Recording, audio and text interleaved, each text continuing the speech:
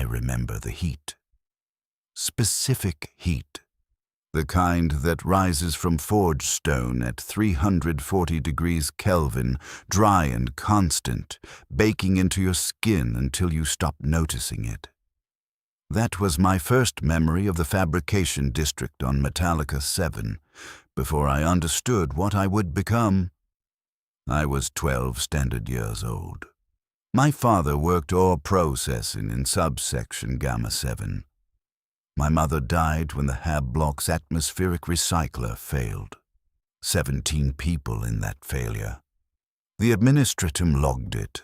Someone, somewhere, recorded her name in a ledger. I do not remember if I was told which ledger. The Mechanicus came during a tithe audit. They tested children born in specific months, under specific stellar alignments the genitors deemed favorable for technical aptitude. I solved the patterns they showed me. Geometric sequences, mechanical logic chains, assembly hierarchies. The proctor watched through augmetic eyes that clicked when they refocused. He placed a mark beside my designation. 3 weeks later, my father received notification of my selection. He was given a small compensation for the labor hours my absence would create. I do not know if he contested it. The Mechanicus does not record such data. They took 47 of us from the district.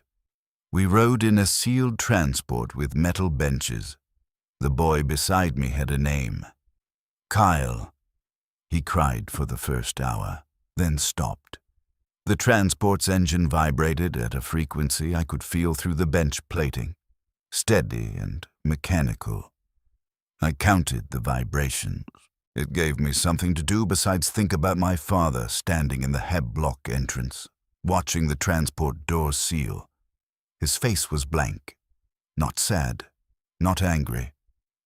Blank. I have accessed that memory file many times over the decades. His expression never changes.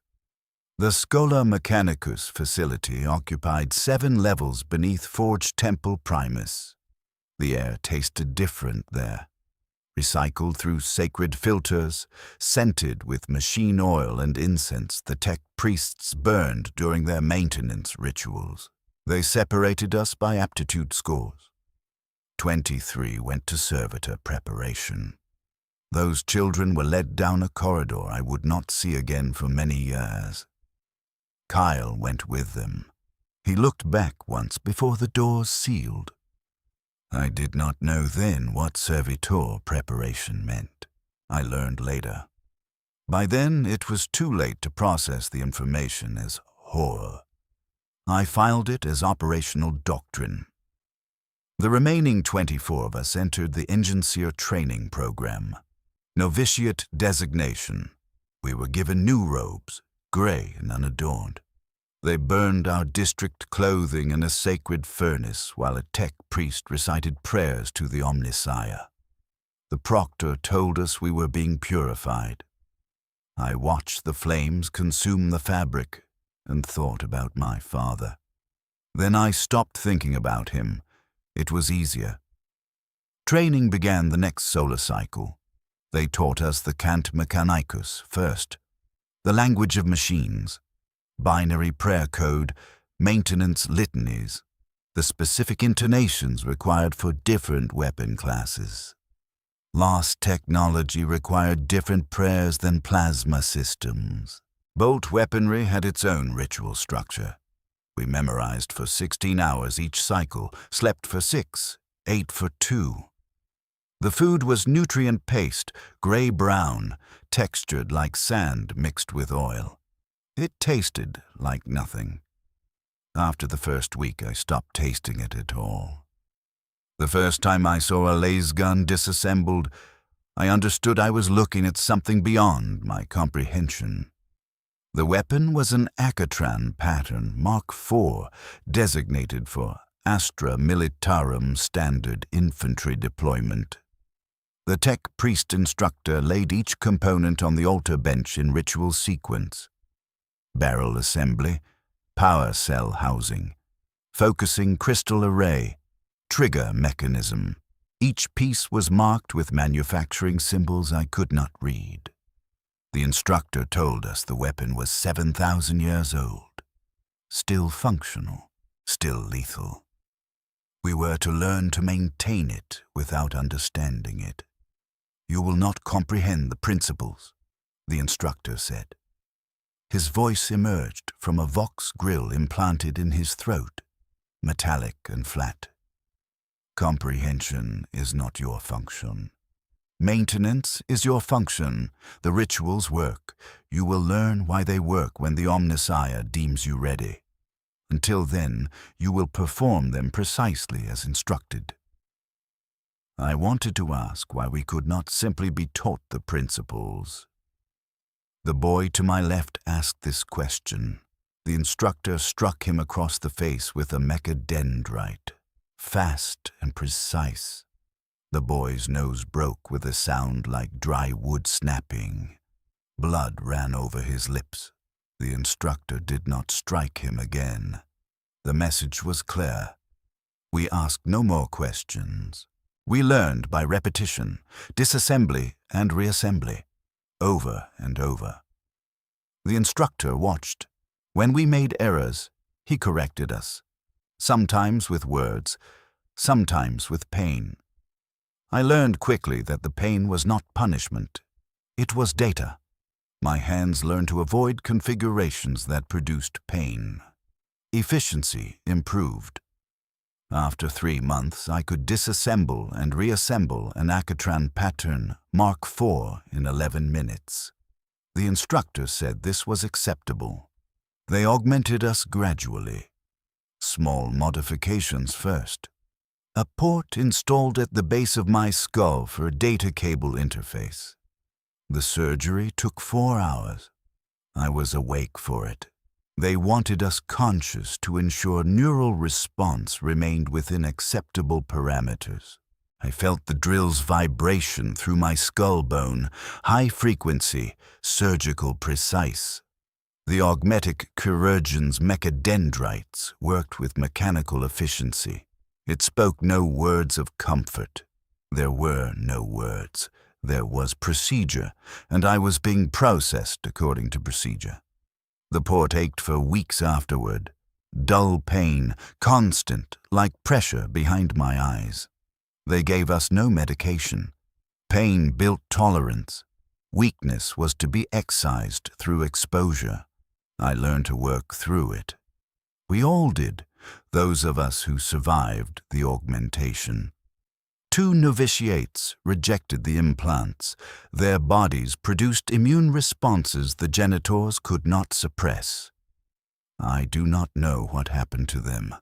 They were removed from the dormitory during sleep cycle. Their bunks were empty the next morning. No one spoke of them. At 15 standard years, I received my first neural interface training. They connected my skull port to a data terminal and uploaded technical specifications directly into my memory. The sensation was violating. Information forced into spaces meant for organic thought. Schematics, measurements, material specifications. I could suddenly recall the molecular composition of plasteel without having learned it. The knowledge sat in my mind like a foreign object, present but not integrated. It felt wrong. I reported this to the supervising tech priest. He said this was normal. The wrongness would fade. He was correct. After the 3rd upload session, I stopped noticing the difference between knowledge I had learned and knowledge that had been installed. We progressed to more complex systems, plasma weapons, melter technology, heavy bolter maintenance protocols. Each system had its rituals, its specific prayer codes, its acceptable tolerance margins. We learned them all. The instructors never explained the underlying mechanisms. They taught us which prayers worked. They taught us which oils to apply and where. They taught us how to recognize when a machine spirit was content and when it required appeasement. I performed the rituals. The weapons functioned. I did not question further. At 17, they assigned us to our first practical rotation. We were sent to the armory levels to assist ordained Enginseers with active maintenance duties. The armory held weapons from across 24 forge worlds, dating back millennia. Row after row of racks, each weapon tagged with manufacturing designation and age coding. I was assigned to assist Enginseer Hadron Zeta, a man who had served the Mechanicus for 93 years. 70% of his body was augmetic. His organic parts consisted of portions of his torso, segments of his brain, and his left hand. He had retained the hand deliberately, he told me. Tactile sensation through flesh provided data his mechadendrites could not replicate. Sometimes you needed to feel the machine's temperature through skin to know what the machine spirits required. He taught me more in 6 months than I had learned in 5 years of instruction. Not through explanation, through observation. He would maintain a weapon, and I would watch, and slowly I would begin to recognize patterns the instructors had never named. The way certain components failed in specific sequences. The sound-power coupling made 3 days before catastrophic malfunction. The smell of lubricant breaking down under excessive heat stress. These were not things in the technical manuals. These were things you learned by spending decades with the machines. "This weapon," he said one day, holding a las cannon designated Acatran Ultra Pattern Mark II, was manufactured 11,000 years before the forge world you were born on was colonized. His mechadendrites cradled the weapon with precise gentleness. The civilization that built your world is 6,000 years old. This weapon is nearly twice that age. You are maintaining an artifact you cannot comprehend, created by technologies we no longer possess. Do you understand what that means?" I said I did not. "It means you are a janitor," he said. His organic eye focused on me. The augmetic eye whirred, refocusing. "You clean, you oil, you pray. You perform the rituals because the rituals sometimes work. The Mechanicus speaks of recovering lost knowledge, of understanding the sacred technologies. This is liturgy, propaganda. The truth is we are watching everything slowly break, and we do not know how to stop it." He should not have said this. It bordered on tech heresy. Doubt in the Omnissiah's plan. I should have reported him to the supervising magos. I did not. I filed his words in memory and continued my work. Later, much later, I would understand he had given me the only honest instruction I ever received. The last cannon he showed me that day became my assignment. Hadron Zeta was being transferred to a forged ship departing for the Cadian Gate. He needed an assistant to inherit his maintenance duties. I was selected. The weapon was my responsibility now. He spent 2 weeks teaching me its specific quirks. The focusing array required realignment every 47 firing cycles. The power transfer conduit accumulated carbon scoring that disrupted the machine spirit if not cleansed with specific oils and the proper litany. The trigger mechanism was older than the rest of the weapon. Replacement part, installed 4,000 years ago after the original component failed. The replacement was inferior to the original, but it functioned. You had to accept that sometimes the repairs were worse than the original design, and you maintained them anyway because there was no alternative. On his last day, Hadron Zeta performed one final maintenance ritual with me observing. His mechadendrites moved through the sequence with absolute precision, each movement economical and exact. He spoke the prayers in Cant Mechanicus, his voice steady and without inflection. When he finished, he placed the last cannon back in its blessed housing and sealed the stasis field. "It will fail eventually," he said. "The stasis field slows degradation, but does not stop it. In 1,000 years, perhaps 2,000, something will break that cannot be repaired. The weapon will become non-functional.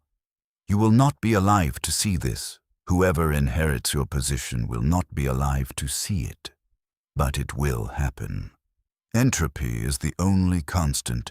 Even the Omnissiah cannot reverse it." He looked at me with his organic eye. "Maintain it anyway. That is the duty."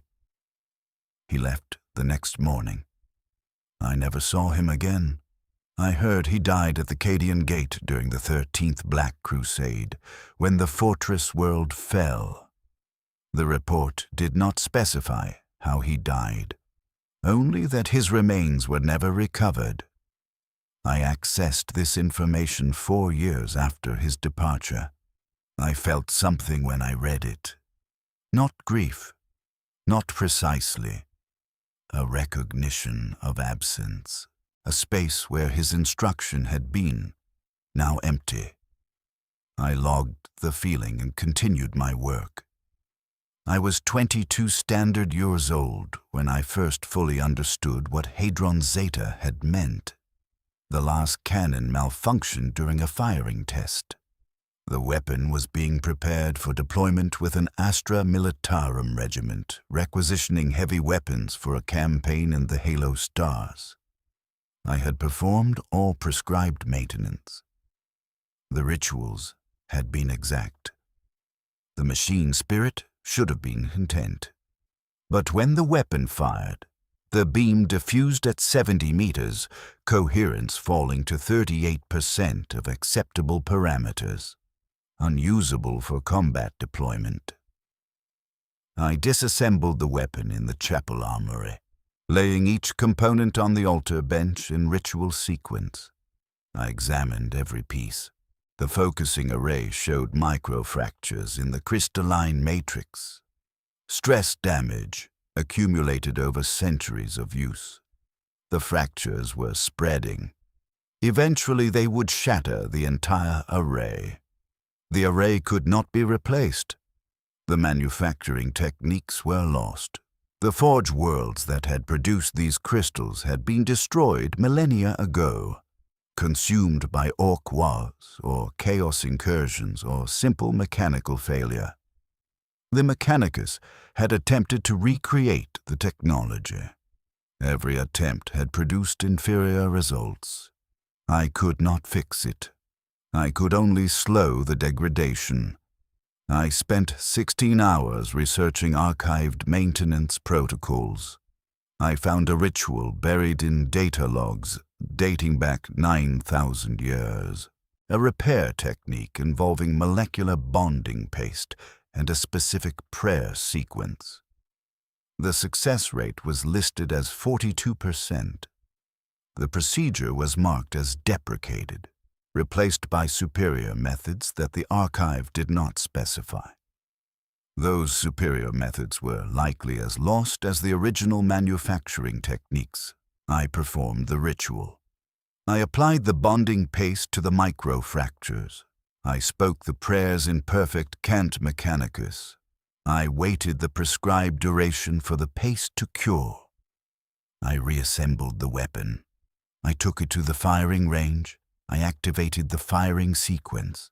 The beam held coherence to 115 meters, 87% of acceptable parameters. Combat viable. I should have felt satisfaction. I had successfully repaired a weapon 11,000 years old using a technique 9,000 years old. The Omnissiah had blessed my work. But I felt nothing resembling satisfaction. I felt only the clear understanding that I had not repaired anything. I had applied tape to a crumbling structure. The microfractures would continue spreading. In 10 years, perhaps 20, the same malfunction would recur. The bonding paste would be less effective on the widened fractures. Eventually, no ritual would restore function. The weapon would die, and I could not prevent it. I logged the repair and the maintenance records. I noted the procedure used. I noted the success parameters. I recommended the last cannon be deployed as scheduled. Some future Enginseer would inherit my notes. They would see what I had done. Perhaps it would help them when the weapon failed again. Perhaps not. I filed the data and moved to my next assignment. The weapon deployed with the 47th Cadian Regiment to the Halo Stars. I received casualty reports 3 months later. The regiment had been annihilated during an orc assault on a mining colony. 93% casualties. The last cannon's status was listed as destroyed in combat operations. I did not know if it had malfunctioned during the battle or been obliterated intact. The report did not specify. Either way, the weapon was gone. 11,000 years of function ended. The Imperium's records would note its destruction in a ledger somewhere. Future Enginseers would not waste time maintaining it. Efficiency improved through attrition. I felt the same sensation I'd felt learning of Hadron Zeta's death. Recognition of absence. The weapon had been my responsibility for 2 years. I had maintained it according to doctrine. I had performed the rituals precisely. Now it was gone, and my work was erased. The repairs I had made were irrelevant. All maintenance is temporary. All function is temporary. Entropy had simply accelerated through enemy action rather than time. I logged the weapon's destruction in my personal files. I noted the date. I moved to my next assignment. There were always more weapons. The armory held thousands. Most were younger than the last cannon, but younger meant 5,000 years instead of 11,000. Ancient by any human standard, impossibly advanced, deteriorating. At 26, I received my second major augmentation, a full mechadendrite harness mounted to my spine with neural interface integration. The surgery took 9 hours. They removed portions of my back musculature to accommodate the mounting frame. Titanium struts bolted directly to vertebrae. The pain afterward was extraordinary, sharp and deep, like my spine was being slowly pulled apart. They gave me 3 days to adapt, then returned me to duty. The pain continued for months, gradually fading to a dull ache I learned to ignore. The mechadendrites gave me 4 additional manipulator limbs. Precision tools I could control with thought. My efficiency rating improved by 37%. I stopped resembling the boy who had left the fabrication district. My reflection in polished metal showed something transitional, still partly human, organic tissue covering mechanical infrastructure. My face remained unchanged, but below the neck I was becoming something else. Other Enginseers were further along in their transformation. Some had only heads remaining organic. Some had replaced their heads entirely. Consciousness transferred to cogitator cores housed in armored skulls. I would reach that point eventually. All Enginseers did, if they survived long enough. The flesh was weak. The machine was eternal. This was doctrine. I met him during a routine maintenance rotation in Armory Subsection Delta 9. His name was Kellen. He had been assigned as my assistant, newly promoted from novitiate status. 20 years old. Most of his body still organic. Only basic augmentation, skull port and ocular implants. He watched me work with an intensity I recognized. I had watched Hadron Zeta the same way. "The weapons are older than our civilization," he said during our third rotation together. Not a question, an observation. I confirmed this was correct. "Then how do we maintain them?" he asked. "If we don't understand the principles of their construction, how can we repair them?" I could have repeated doctrine. I could have told him comprehension was unnecessary, that ritual and faith were sufficient. Instead, I told him the truth Hadron Zeta had told me. We cannot repair them. We can only slow their failure. The Mechanicus has lost the knowledge required for true restoration. We perform rituals that sometimes work. When they fail, we try different rituals. Eventually, all rituals fail. The weapon dies. We move to the next weapon. He processed this in silence. His organic eye, he still had one, focused on the bolt pistol we were maintaining. Tigris pattern, 8,000 years old. The firing mechanism was worn. We were replacing a spring that had fatigued past acceptable tolerance. The replacement spring was new, manufactured on Metallica 7 using techniques 3,000 years old. Inferior to the original spring, but functional. We installed it according to ritual procedure. The weapon would fire. For a time. "That's what we are," Kellen said quietly. "Custodians of a museum. Everything we touch is already dying."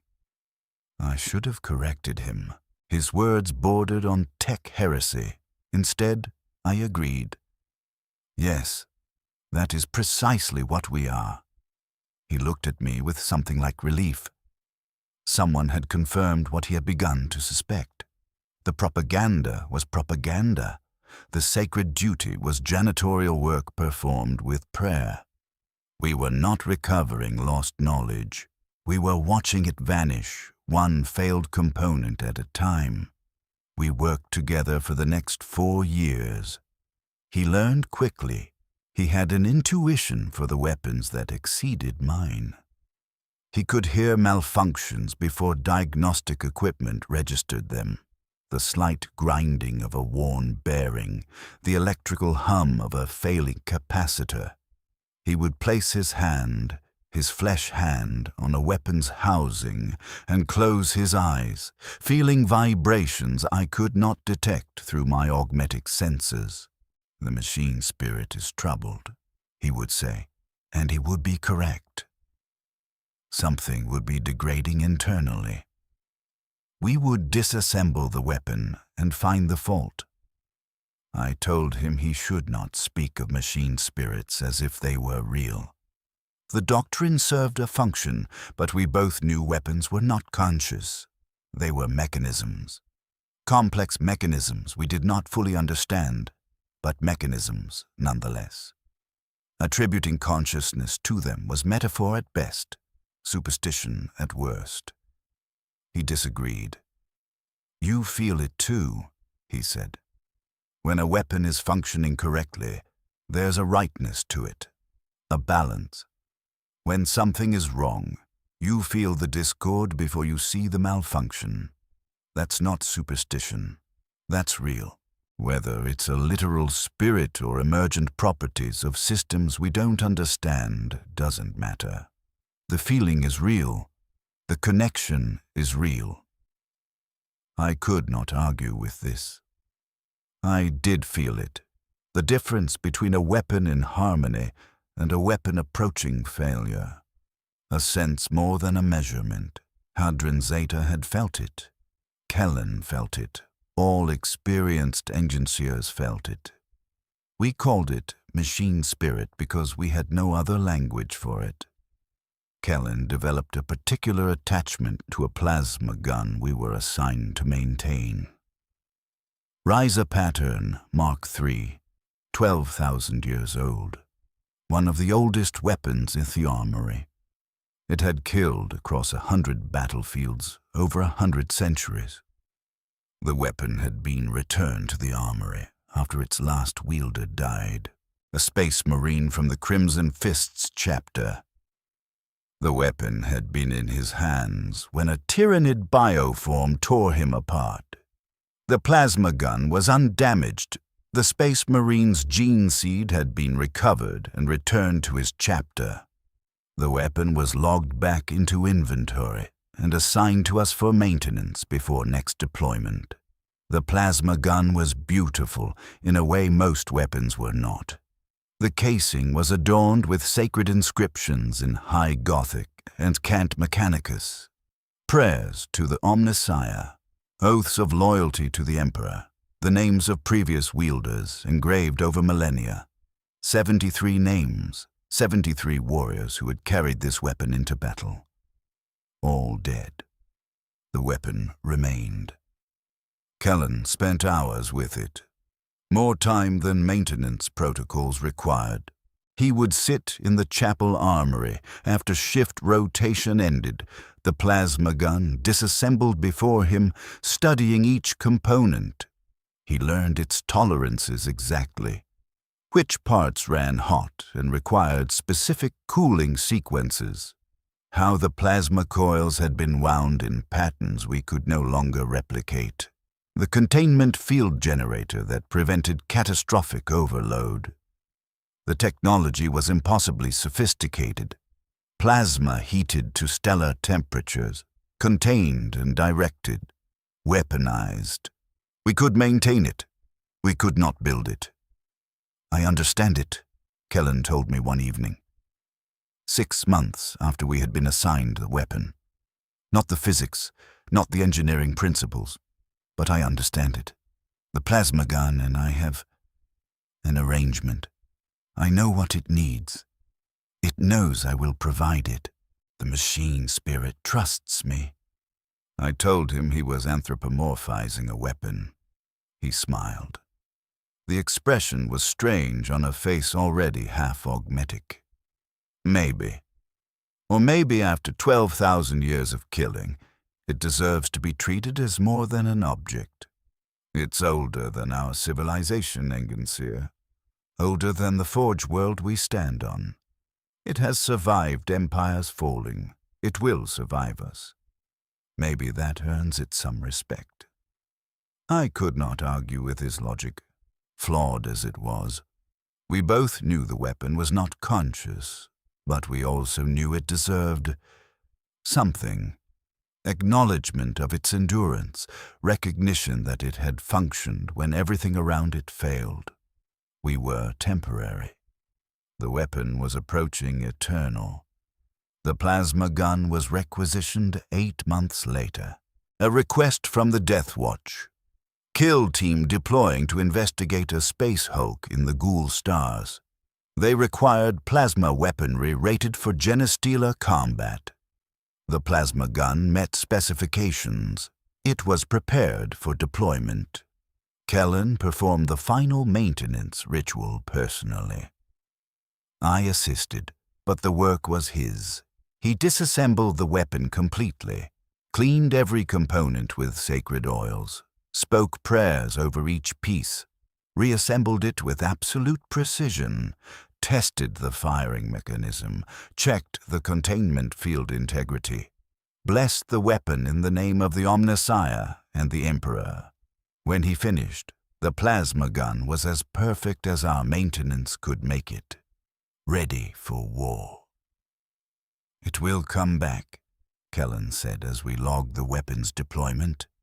It always comes back. 73 wielders dead, and it's still functional. It will survive the space hulk. The Death Watch Marine will die, and the weapon will be recovered. It will return to us for maintenance. The cycle continues. I wanted to agree with him, but I had watched too many weapons leave the armory and never return. Destroyed in combat, lost during retreats, consumed by warp anomalies or demon fire or simple structural failure under combat stress. The plasma gun had survived 12,000 years. That did not guarantee it would survive another deployment. Entropy was patient. Eventually, everything failed. The weapon departed Metallica 3 days later, loaded onto a transport with the Death Watch kill team. We received no immediate reports. Space Hulk investigations could take months or years. We moved to other assignments. The armory held hundreds of weapons requiring maintenance. We worked through them systematically. Kellen was quieter than usual.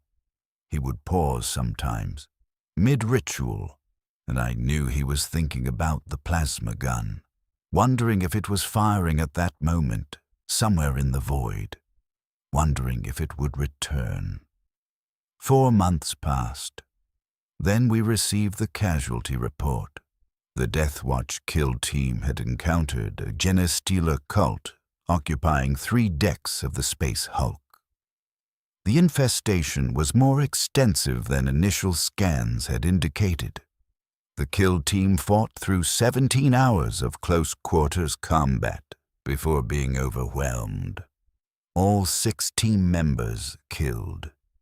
Their gene seed was unrecoverable. Their weapons were unrecoverable. The Space Hulk had been designated for exterminatus. Cyclonic torpedoes reduced it to debris. The plasma gun was gone. 12,000 years of function ended. Not by malfunction, not by entropy, by simple annihilation. Atomized along with the Space Marine who had carried it in the Space Hulk he had died aboard. I found Kellen in the chapel armory when the report came through. He was sitting at one of the maintenance altars, staring at the empty weapon housing where the plasma gun had rested. His hands, one flesh, one augmetic, were pressed flat against the altar surface. He did not look at me when I entered. "I need to tell you something," I said.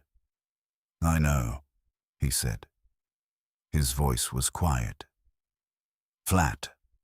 The plasma gun, it's not coming back." I confirmed this. I provided the casualty report details. Kill team lost, weapons unrecoverable, Space Hulk destroyed. All data logged. The weapons service record would be closed, its long history ended. Kellen continued staring at the empty housing. 12,000 years, he said. 73 wielders, survived the Horus Heresy, survived the Age of Apostasy, survived the Plague Wars, survived everything, and now it's gone. Just gone. Not even debris remaining. The cyclonic torpedoes erased it completely. I did not know what to say. Offering comfort was not my function. Emotional support protocols were for chaplains and commissars. Enginseers dealt with machines, not feelings. But Kellen was my assistant. More than that, in 4 years of working together, he had become something. Not friend, exactly. The Mechanicus did not encourage such attachments, but something closer than colleague. Someone whose competence I respected, whose company I preferred to solitude. The weapon fulfilled its function, I said. It was the only comfort I could offer. It fired in the Emperor's service until the moment it was destroyed. That is all any weapon can do. That is all any of us can do. Its function was to kill the Emperor's enemies, Kellen said. It did that for 12,000 years. Our function is to maintain weapons we cannot build or repair. We do that until we die or become too obsolete to continue. Then we're replaced by the next generation who will know even less than we do. That's the cycle. Everything degrades. Knowledge is lost. Technology fails. The Imperium is dying by millimeters, and we're the ones watching it die. We document the decay. That's our actual function. He was correct. His words were tech heresy, but they were correct. The Mechanicus spoke of recovering lost knowledge, of eventual understanding, of the Omnissiah's grand design. These were lies we told ourselves, comfortable lies that made the work bearable. The truth was, we were losing.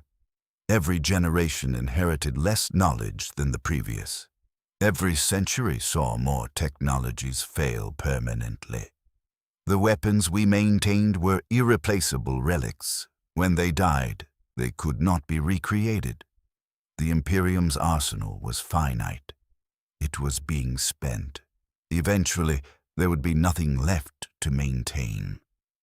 I told Kellen to rest, to take the next rotation off duty, to process the loss of the plasma gun and return when he was ready. He nodded, but did not move from the altar. I left him there. I had other assignments. Other weapons required maintenance. The work continued regardless of how we felt about it. He returned to duty 2 days later. He did not speak of the plasma gun again. We worked together for another year. His efficiency remained high. His intuition for malfunctions remained sharp. But something had changed. A distance had opened. He performed the rituals mechanically, without the care he had shown before. The prayers were spoken correctly, but without conviction. He maintained the weapons because maintenance was required, not because he believed the weapons deserved it. I watched him transform into what I had become, what Hadron Zeta had been. A functionary, a custodian going through motions without illusion. The work was necessary, the work was also futile. Both things were true. You continued anyway because continuation was the duty. At 31 standard years, I received my third major augmentation. Respiratory system replacement. My organic lungs were removed and replaced with a mechanized breathing apparatus. I no longer required sleep in the traditional sense. My brain could enter rest state while my body continued functioning.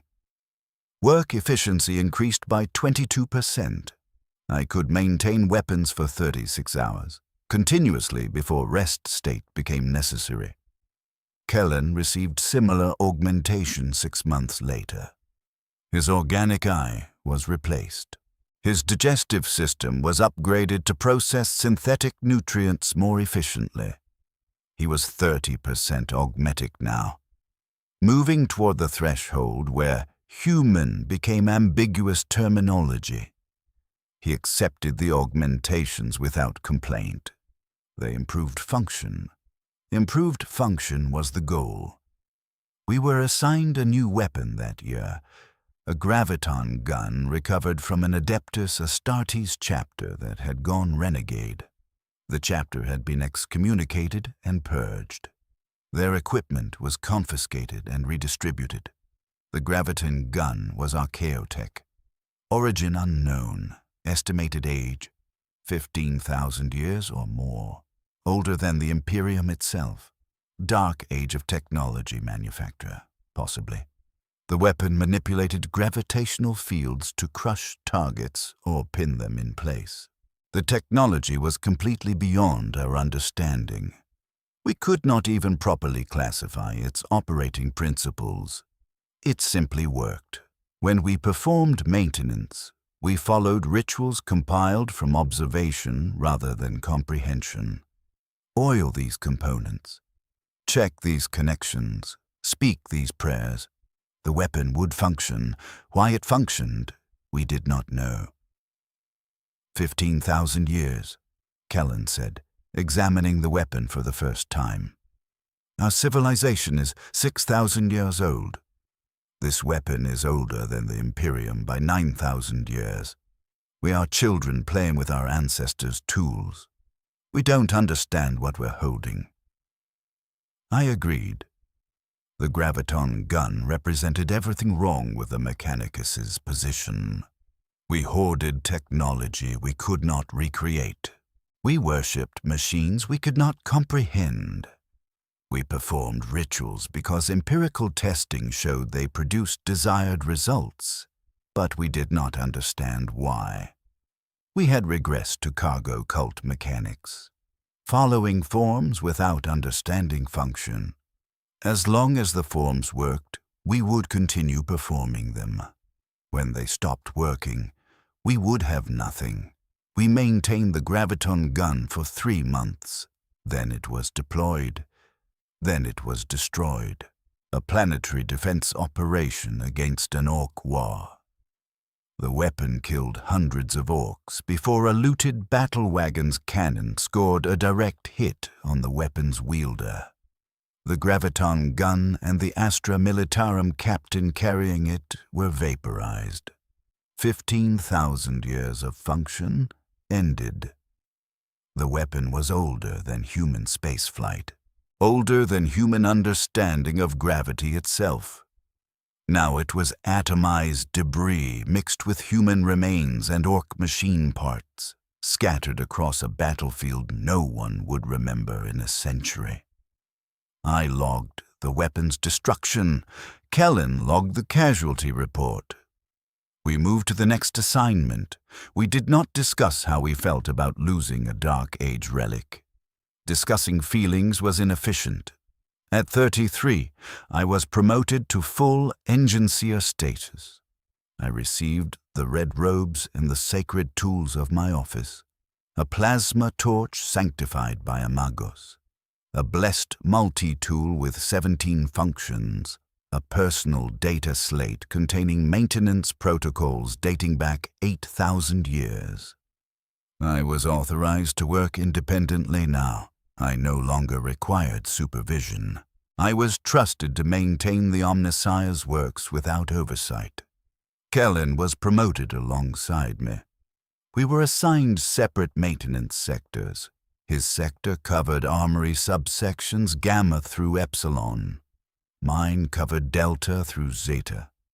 We would see each other only during coordinated maintenance operations requiring multiple Enginseers. Our 4 years of working together ended. The Mechanicus did not encourage long-term partnerships. Emotional attachment degraded efficiency. Better to rotate personnel regularly. Prevent bonds from forming. I worked alone for the next 6 years. I maintained weapons. They were deployed. Many returned. Many did not.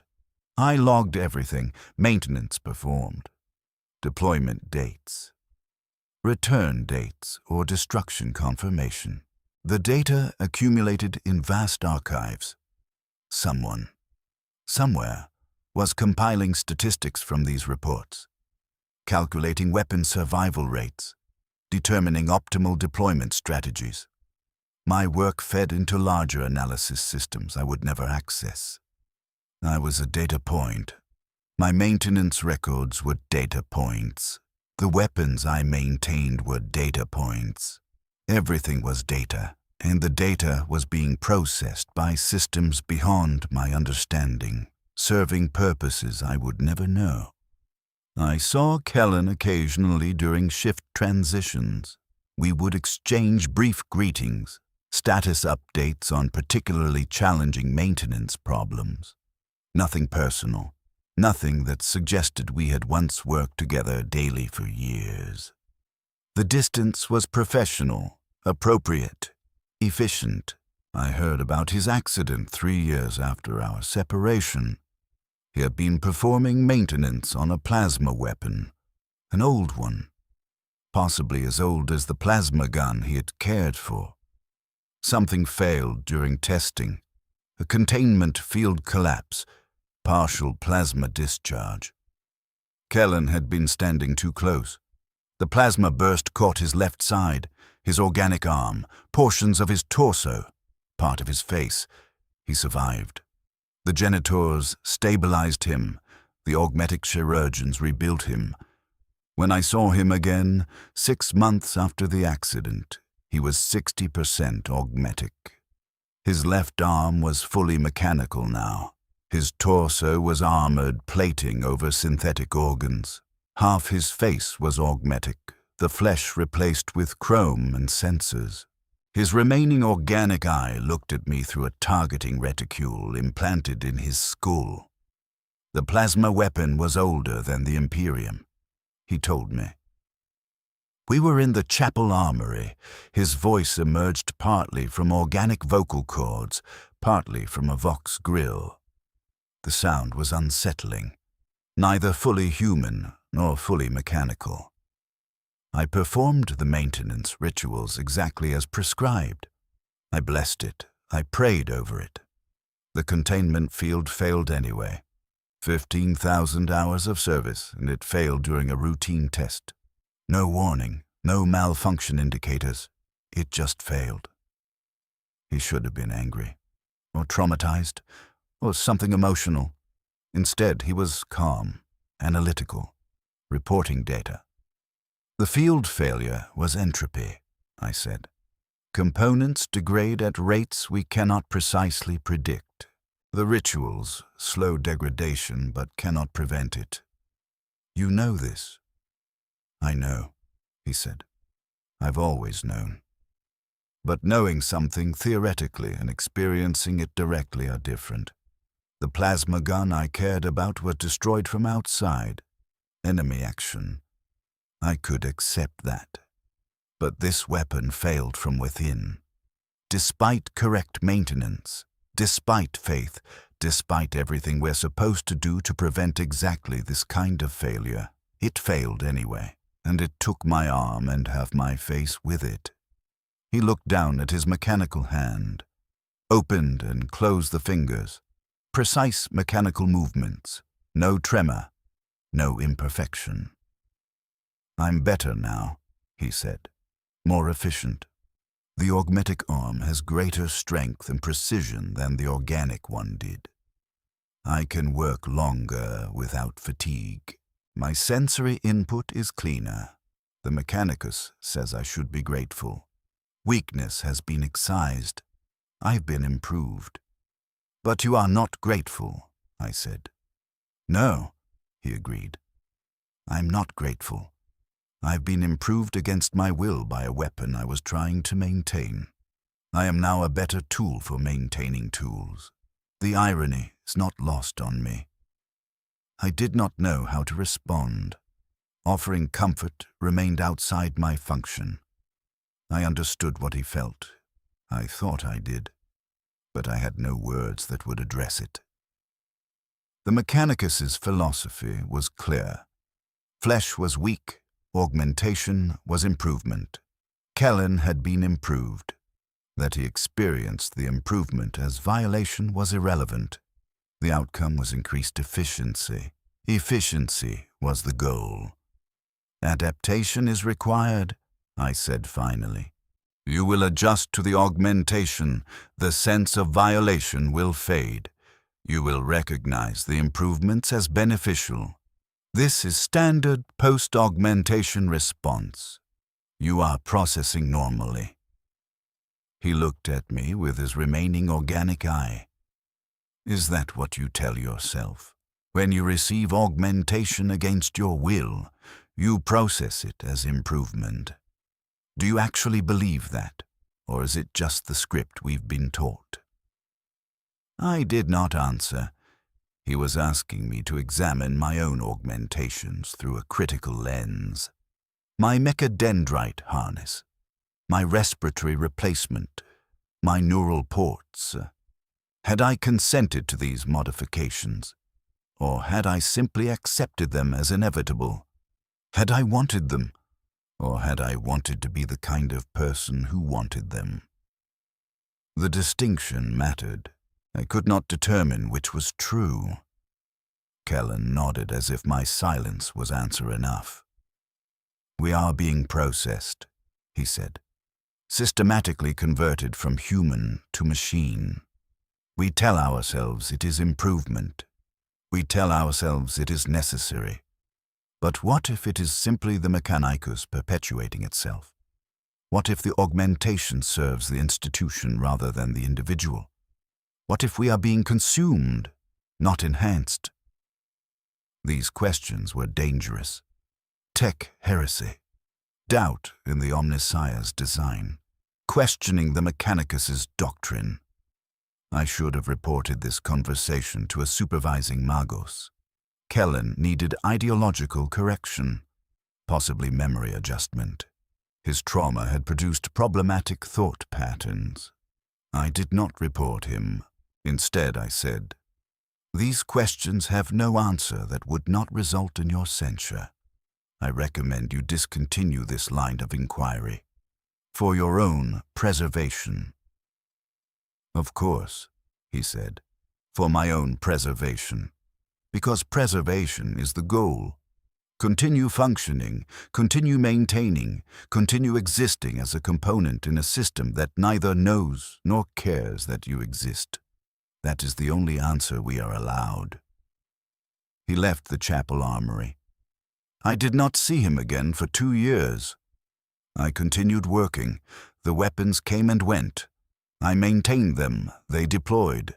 Some returned. Most did not. The cycles blurred together. Maintenance and deployment and destruction and documentation. Repeat. The work was endless. For every weapon that was destroyed, another was recovered from some Forge World vault or battlefield salvage operation. The Mechanicus had been accumulating weapons for 10,000 years. The stockpiles were vast. Inexhaustible, practically. I would maintain weapons until I died or was augmented past the capacity to function. Then another Enginseer would inherit my assignments. The work would continue. I was replaceable. We were all replaceable. At 41 standard years, something changed. I do not know what prompted it. Perhaps cumulative pattern recognition. Perhaps simple exhaustion wearing through ideological conditioning. But I began to see the armory differently. I'd maintained weapons for nearly 3 decades. Thousands of weapons had passed through my hands. I had performed rituals on relics older than my civilization. I had watched technology I could not comprehend fail despite perfect maintenance.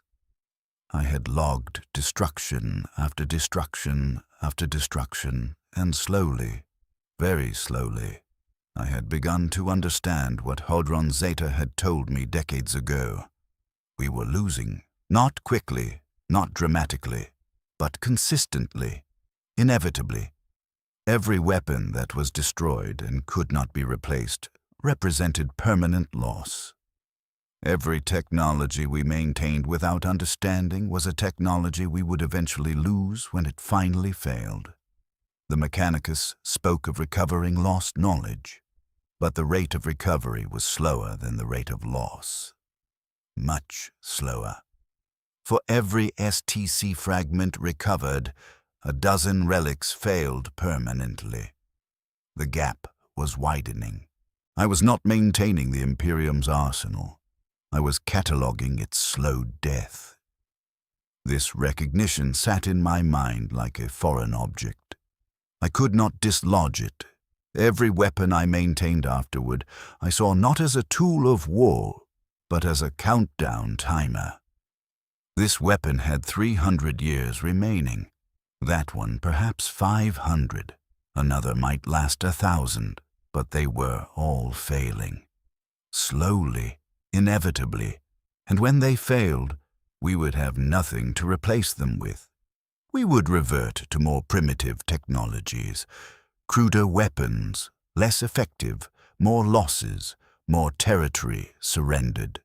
The Imperium was contracting, not from external pressure alone, from internal decay, from entropy eating away at the technological base that sustained it.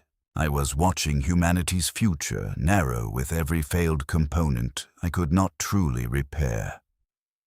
At 43, they assigned me to a special project. A lasgun had been recovered from a battlefield on Cadia. Not Cadia Prime, the fortress world that had fallen, but one of the surrounding planets. The lasgun had been identified through its serial markings. It was old, very old. Estimated manufacture date, M29, early Imperium, before the Horus Heresy. The weapon was 16,000 years old. It had survived the heresy. It had survived the scouring. It had survived the age of apostasy, the reign of blood, the plague wars, the tyrannic wars, everything. 16,000 years of continuous function. It had been carried by hundreds of soldiers, perhaps thousands. All dead. The weapon remained, and it was broken. The power cell housing had cracked, a fracture through the containment assembly. The weapon would not charge. It was inert, useless. I was assigned to repair it, restore it to function, return it to service so it could continue its 16,000-year war.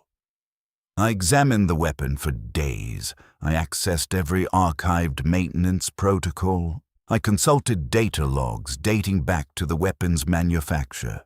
I spoke to senior Enginseers who had maintained similar models. Everyone agreed.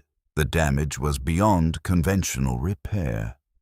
The power cell housing was integrated into the weapon's core structure. Replacing it would require complete disassembly and reconstruction. The specifications for proper reconstruction were lost. Any attempt would likely result in a weapon that appeared intact but would fail catastrophically upon firing. I could not repair it. No one could repair it. The weapon was dead. But the Mechanicus does not accept such answers. When conventional repair fails, we attempt unconventional repair. Ancient rituals, deprecated techniques, procedures marked as unreliable but not entirely ineffective. We try everything. Because these weapons are irreplaceable. Because losing one is unacceptable. Because admitting we cannot fix something is admitting the knowledge is lost. I spent 4 months on that laser gun. I tried 17 different repair techniques. I performed rituals so old, their origins were unknown. I applied bonding compounds and molecular adhesives. I invoked the Omnissiah's blessing so many times the words lost meaning. I worked alone in the chapel armory, day after day, trying to resurrect a weapon that had been dead for 16,000 years' worth of fighting and had finally succumbed to simple structural failure. Nothing worked. The power cell housing remained fractured. The weapon remained inert. On the 107th day of my attempt, I finally stopped. I sat in the chapel armory. The disassembled lasgun spread across the altar bench, and I accepted what I had known from the beginning. It was dead. I could not save it. The Mechanicus could not save it. The knowledge required to properly repair this weapon had been lost thousands of years ago. We were custodians of a graveyard, performing burial rites and calling them maintenance. I logged my failure. I noted every technique attempted and why each had failed. I recommended the weapon be archived as non-functional. Perhaps future Enginseers, with better knowledge or better technology, could restore it. Perhaps not. Either way, my work was done. I had tried everything. I had failed. The Magos reviewing my report summoned me. I stood before him in his chamber, surrounded by stacks of data slates and humming cogitators. He was more machine than man. Perhaps 80% augmetic. His organic brain was housed in an armored cradle. His eyes were targeting sensors. His voice emerged from a Vox unit with no organic component. "You have logged failure," he said. The words were accusation and statement, both. "Correct," I confirmed. "I attempted 17 repair methodologies. All failed. The weapon cannot be restored to function using available techniques." "Cannot," the Magos repeated. "You declare technological impossibility. You claim the Omnissiah's knowledge is insufficient." I understood the trap. Admitting the repair was impossible suggested the Mechanicus's knowledge was incomplete. Incomplete knowledge suggested failure. Failure suggested tech heresy. I was being invited to recant, to blame myself rather than the institution. I made a choice, perhaps the only real choice I had made in 3 decades. The Omnissiah's knowledge is perfect, I said. Our access to that knowledge is not. We have lost the understanding required to repair this weapon. I attempted every ritual in our archives. The rituals failed because the rituals were compiled through observation, not comprehension. We do not understand the principles underlying this technology. We only know which prayers sometimes work. In this case, no prayers worked. The knowledge required exists somewhere in the Omnissiah's grand design. We simply do not possess it. The Magos was silent for long moments. His targeting sensors focused on me, refocused, focused again. He was analyzing my words, determining if I had crossed into tech heresy or merely stated uncomfortable truth. Your assessment is, he paused, accurate. The knowledge gap you describe is recognized. It is why the Mechanicus continues its quest for knowledge. Recovering lost STC templates, excavating ancient forge worlds. We seek to restore what was lost. Until then, we work with what remains. You will continue your duties. This failure will be logged as repair impossible with current knowledge base. The weapon will be archived for future evaluation. I was dismissed.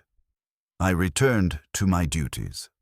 The lasgun was taken to deep archive, stored alongside thousands of other weapons that no longer functioned and could not be repaired. A mausoleum of dead technology, waiting for resurrection that would likely never come. I had told the truth. I had survived. Barely. But I could not unknow what I now knew. The Mechanicus was not recovering lost knowledge faster than knowledge was being lost. We were falling behind. Every year, the gap widened. Every generation knew less than the previous. We were sliding backward down a slope we could not climb. The Imperium was built on a foundation of irreplaceable technology. The foundation was crumbling.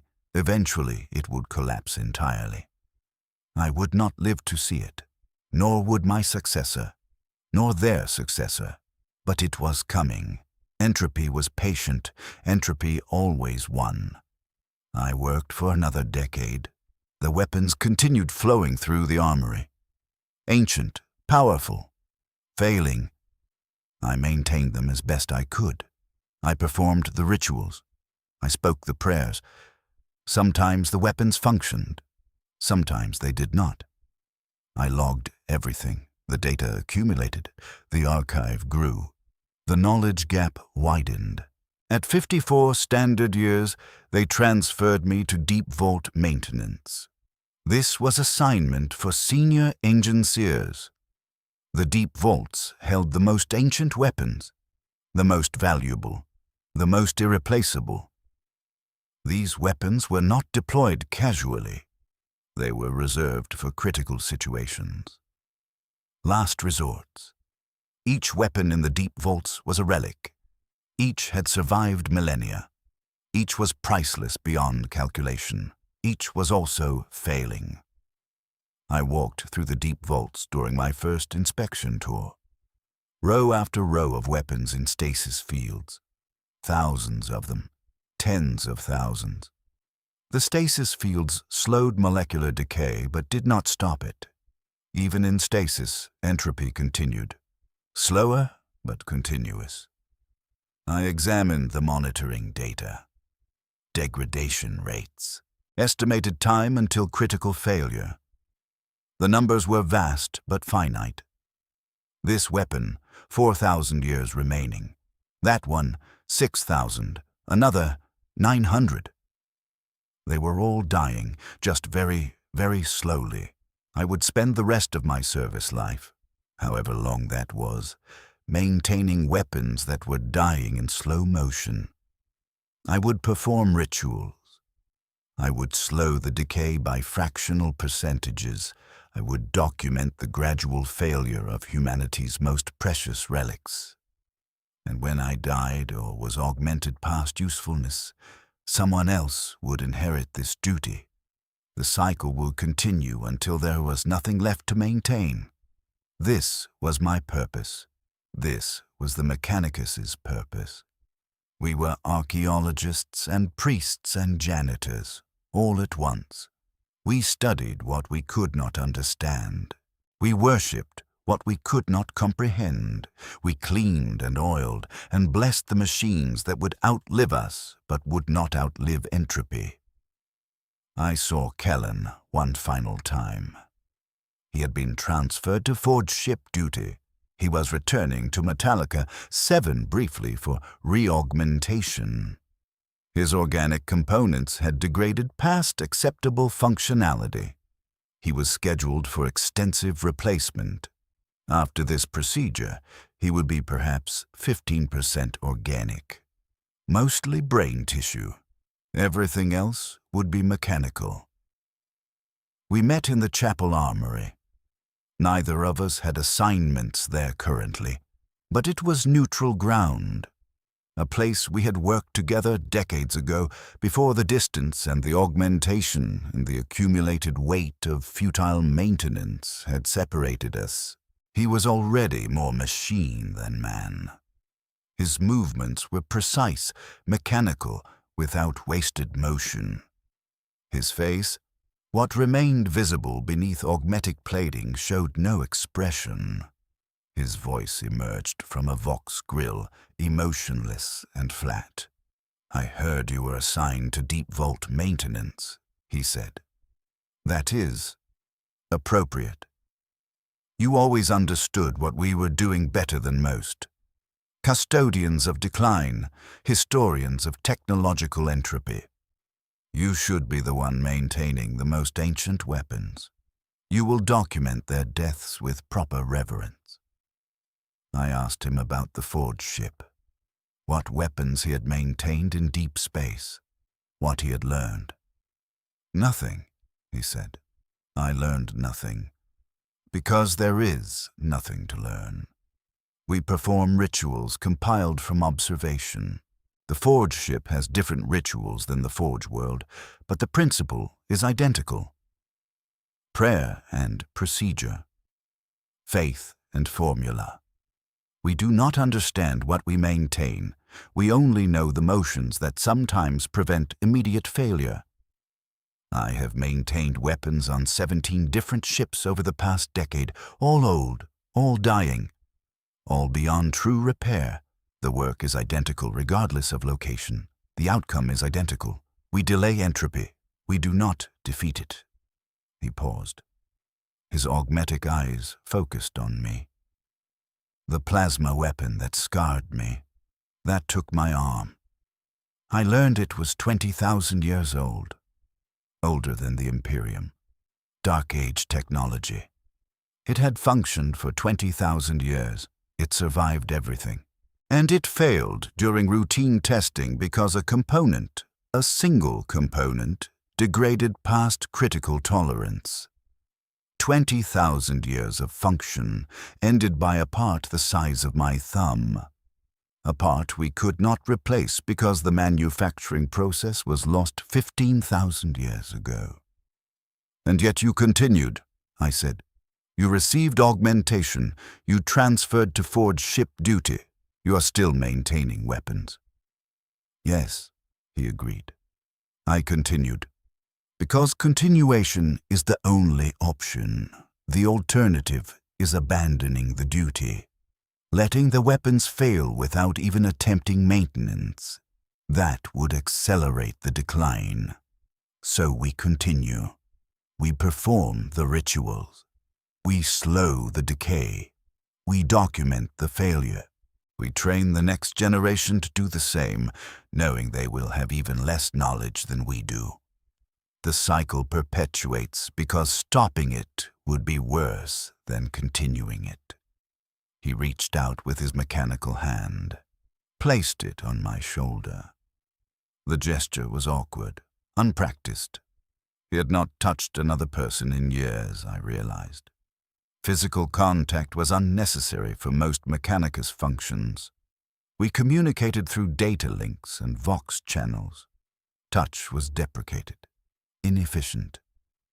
"I wanted to tell you something," he said, "before I complete the next augmentation phase, before I become too mechanical to want to tell you."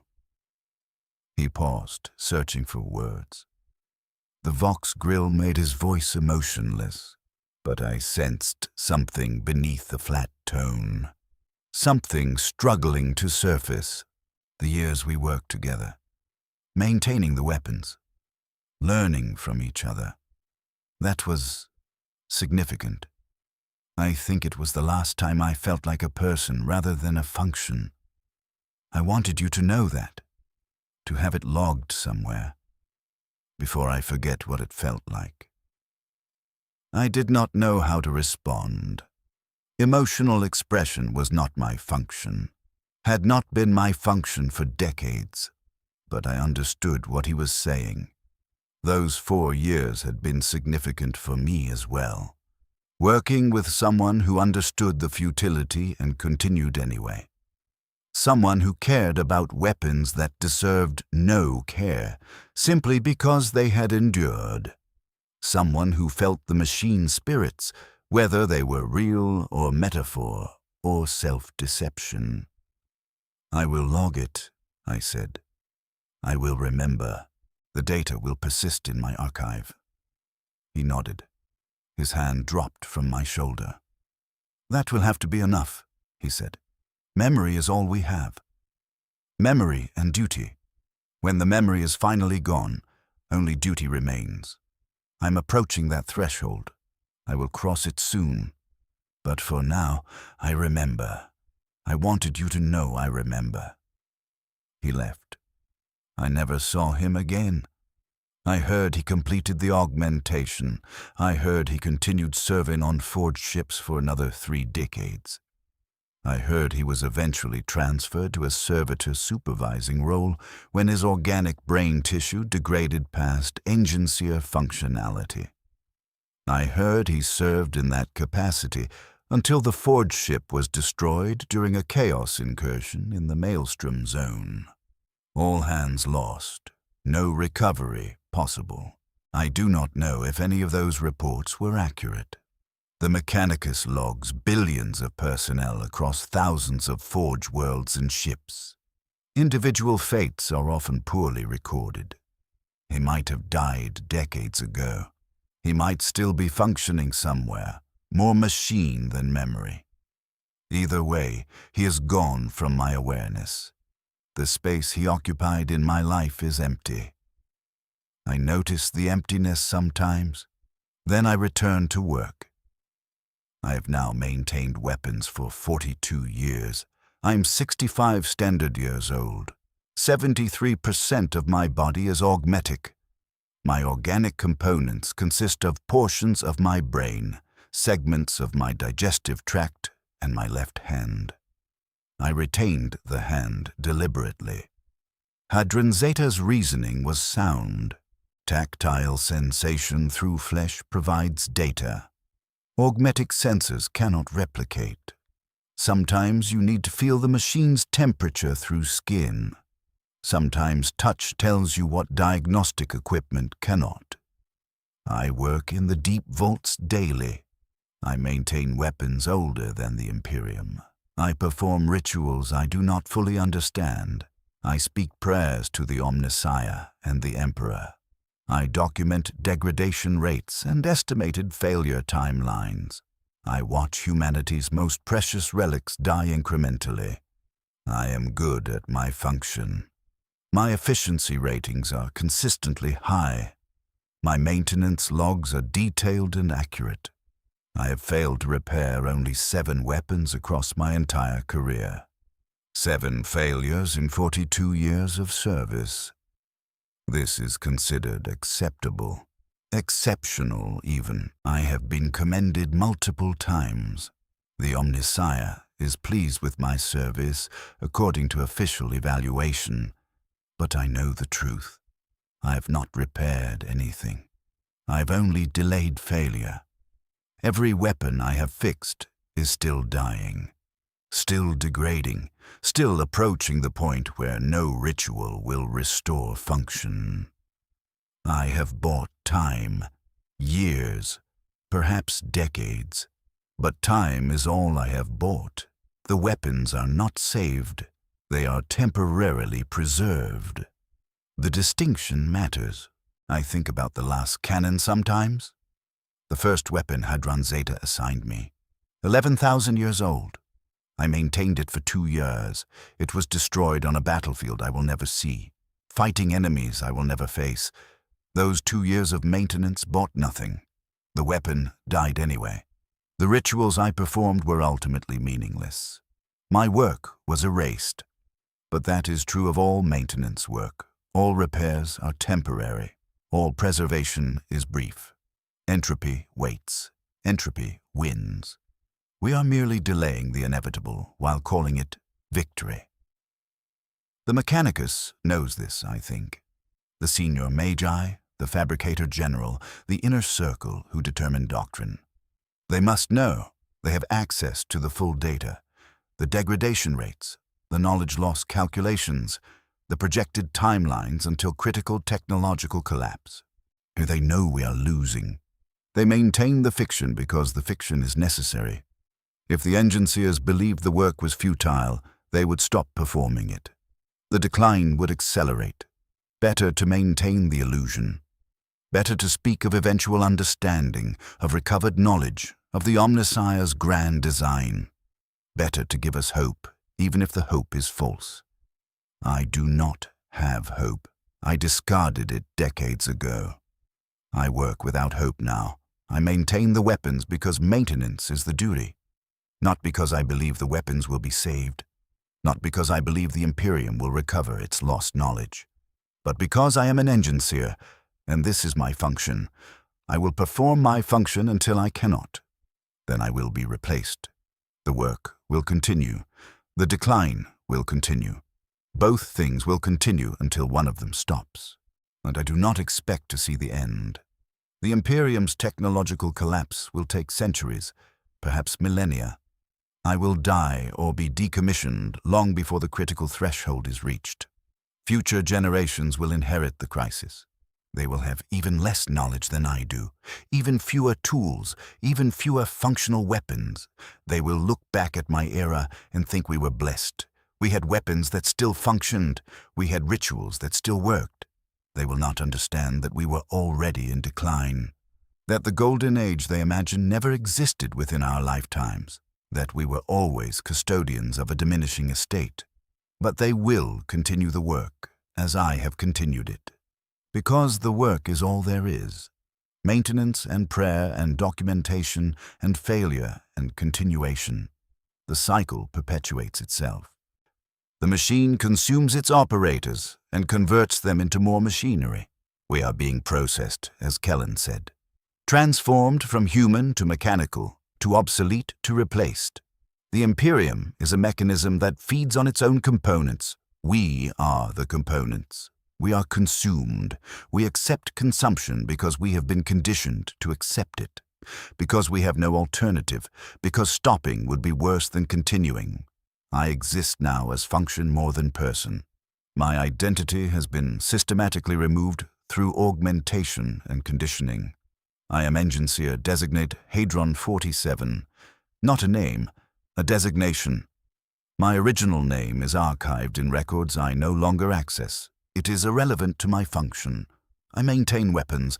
That is what I am. That is all I am. I remember my father's face sometimes. Standing in the Hab block entrance, watching the transport take me away. His expression was blank, not sad, not angry. Blank. I have carried that memory for 53 years. I access it occasionally. I do not know why. Perhaps to confirm I was once something other than a designated function. Perhaps to remember what humanity looks like before it is processed into machinery. Perhaps simply because the memory persists, and I have not yet been augmented enough to delete it. The memory will be deleted eventually, or it will corrupt naturally. Memory files degrade like everything else. One day I will access that file and find nothing. My father's face will be gone. The last connection to my origin will be severed. I will be fully what the Mechanicus has made me. Function without history. Purpose without person. I do not fear this. Fear is inefficient, but I recognize it as loss. The final loss. When the memory is deleted, the boy who rode in the transport will be truly dead. Only the Enginseer will remain. And the Enginseer is not a person. The Enginseer is a tool that maintains tools. That is what we all become, eventually. The Mechanicus processes us, grinds away our humanity, replaces it with machinery and doctrine. We become instruments of our own obsolescence. We maintain weapons we cannot build. We preserve knowledge we do not possess. We worship principles we do not understand. And we call this service. We call this sacred duty. We call this the Omnissiah's will. Perhaps it is. I am not qualified to determine the Omnissiah's will. I am qualified only to maintain weapons and document their degradation. That is my function. I perform it well, and I will continue performing it until I am relieved of duty. Then another Enginseer will inherit the deep vaults. They will maintain the weapons I have maintained. They will watch the same degradation I have watched. They will document the same failures I have documented. They will understand, as I have understood, that we are losing. And they will continue anyway. Because that is the duty. Because continuation is all we have. Because the alternative is surrender, and the Imperium does not surrender. It simply declines. Incrementally. Inexorably. Forever. I'm standing in the deep vault now, surrounded by weapons older than my civilization, older than my planet, older than human spaceflight.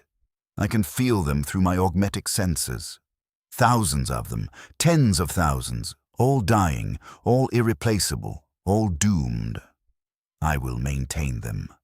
I will slow their deaths by fractional percentages. I will document their decline with precision and care.